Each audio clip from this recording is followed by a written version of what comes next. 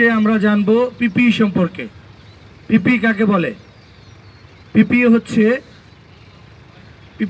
এগুলা আমরা নিজেরা পরিধান করে বিপদ থেকে রক্ষা পাই, সেটাকে পিপিই বলে। তো পিপিই অনেক টাইপের হয়। নর্মালি পিপিইকে দুই ভাগে ভাগ করা যায়, একটা হচ্ছে রেসপিরেটরি সিস্টেম, আর একটা হচ্ছে যে নর্মাল যে পিপিই। আর সাইটে কাজ করার সময় পিপিই আবার দুই ধরনের হয়, একটা হচ্ছে কম্পালসারি পিপিই আর একটা হচ্ছে জব রিকোয়ার পিপিই। তো প্রত্যেকটা সাইটে ইন্ডিভিজুয়াল কিছু কম্পালসারি পিপিই থাকে। তো এইখানে আমরা যেখানে কাজ করতেছি এটা একটা জাপানিজ কোম্পানি, তোয়া কর্পোরেশন, ঠিক আছে? তো তোয়া কর্পোরেশনে যখন আপনি প্রবেশ করবেন তখন আপনাকে যে পিপিই গুলো পড়তে হবে সেই পিপিই গুলোকে বলা হচ্ছে কম্পালসারি পিপিই। অর্থাৎ আপনি যখন সাইটে প্রবেশ করেন, আইদার আপনি কাজ করেন বা না করেন, আপনাকে ওই পিপিই গুলো অবশ্যই পড়তে হবে।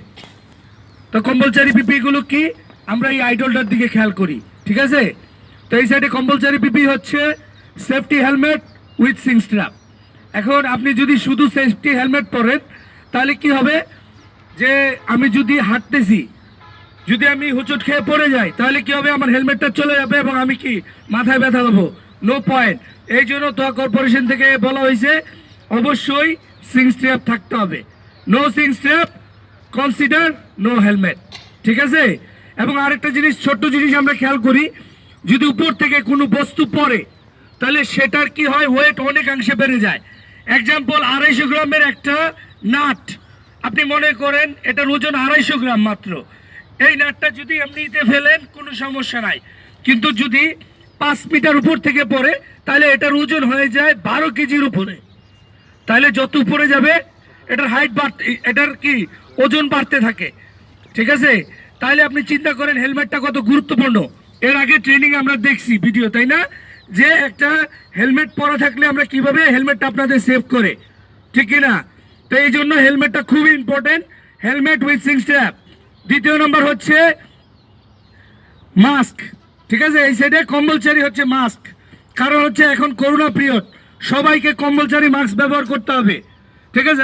মাস্ক আমরা আরো একটি কারণে ব্যবহার করি, সেটা হচ্ছে যে ডাস্ট, ঠিক আছে? ডাস্ট কেমিক্যালগুলো দেখা গেছে যে আমাদের নষ্ট করে, ওই কেমিক্যালগুলোর সময় আমাদের কি করতে হয়, মাস্ক পরতে হয়।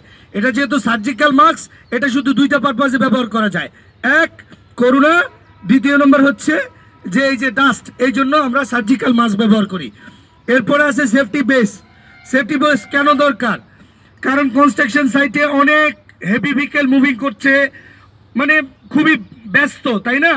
তো যখন আমি দূর থেকে একটা গাড়ি আমাকে খুব সহজেই নোটিস করবে যে এখানে একটা লোক আছে, হিট স্ট্রোক হলো, আমি ওখানে পড়ে আছি, দূর থেকে কিন্তু দেখা যাবে না, বেসটা থাকার কারণে বেসটা রিফ্লেক্ট করবে, কেউ বুঝবে যে ওই যে দূরে কেউ হয়তো পড়ে আছে, তাহলে আমাকে রেস্কিউ করা সম্ভব।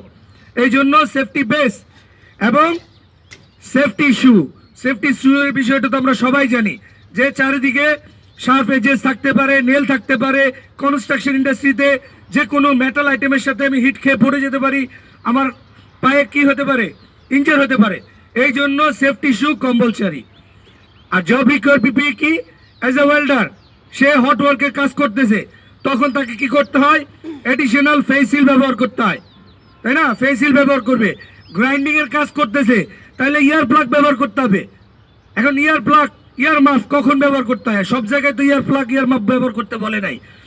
যখন নয়েজ রিডিং 80, ঠিক আছে, এটা যদি আপনি না ব্যবহার করেন তাহলে কি হবে, আপনার যে শ্রবণ শক্তি এটা আস্তে আস্তে কমে যাবে, ঠিক আছে? এবং আরেকটা জিনিস মনে রাখতে হবে যে 80, 90 কিভাবে বুঝবো। নর্মালি আমরা যখন ড্রিল মেশিন ইউজ করি, ছোট ড্রিলগুলো, এগুলো 80+ থাকে। অর্থাৎ আপনি যখন ড্রিল মেশিন ব্যবহার করবেন অবশ্যই ইয়ার প্লাগ করবেন। আর যখন বিগ ব্রেকারগুলো ইউজ করি তখন এটা 90+ হয়ে যায়, তখন ইয়ার মাপ ব্যবহার করতে হবে। যদি আমরা এটা ব্যবহার করি তাহলে আমাদের শ্রবণ শক্তি ঠিক থাকবে, তা না হলে লং টাইম কাজ করার কারণে কি হবে, শ্রবণ শক্তির যে ক্ষমতাটা এটা লোপ পাবে, ঠিক আছে? এরপরে আমি একটা কেমিক্যাল ধরবো, তাহলে আমাকে লিকুইড যে কোনো আইটেম ধরার জন্য রাবার হ্যান্ড গ্লোভস আমার কম্পালসারি পিপিই। অর্থাৎ জব রিকোয়ার, আমি ওয়ার্কের হাইটে উঠলাম তাহলে আমাকে কি পড়তে হবে, বডি হার্নেস। তাহলে আমার জব যেখানে যেই জব পড়তে হবে, যেই কাজ করব ওই কাজের জন্য রিকোয়ার পিপিই, ওই সময় আমার কম্পালসারি পিপিই। এই জন্য এটা হচ্ছে আমার ঢোকার, হেলমেট, বেস, সেফটি শু, মাস্ক, এটা হচ্ছে কম্পালসারি অলওয়েজ। আর জব রিকোয়ার যখন যেটা হবে সেটাও তখন আপনার কম্পালসারি পিপি। যদি ওইটা না পড়েন তাহলে আপনি কি করলেন? সেফটি ভায়োলেশন করলেন। আর সেফটি ভায়োলেশন করলে আপনি সাইটে কাজ করতে পারবেন না, ঠিক আছে? আর তোয়া প্রতি মাসে নতুন নতুন প্রতিবাদ্য দেয়, তাই না? এই মাসের প্রতিবাদ্যটা হচ্ছে নো পিপি নো ওয়ার্ক। তার মানে কি, আপনি পিপি পড়েননি, আপনার জন্য এই সাইট উন্মুক্ত না, আপনি সাইটেই প্রবেশ করতে পারবেন না। এবং তাদের একটা টার্গেট আছে, সেটা হচ্ছে জিরো অ্যাক্সিডেন্ট। জিরো অ্যাক্সিডেন্ট কিভাবে অ্যাচিভ করা সম্ভব? যখন আমরা সেফটি প্রিকশনগুলো প্রপারলি নিব, অর্থাৎ আনসেফ অ্যাক্ট থেকে বিরত থাকবো, আনসেফ কন্ডিশনগুলো মিনিমাইজ করা হবে, তখনই তারা এই জিরো অ্যাক্সিডেন্ট অ্যাচিভ করতে পারবে। সেই জন্য আমরা সবাই কি করব? আমাদের দিকে আছে কি, আমরা আনসেফ অ্যাক্টগুলো থেকে বেঁচে থাকবো। এই জন্য বিশেষ করে লেক অফ পিপি যাতে কারোর মধ্যে থেকে প্রকাশ না পায়, ঠিক আছে?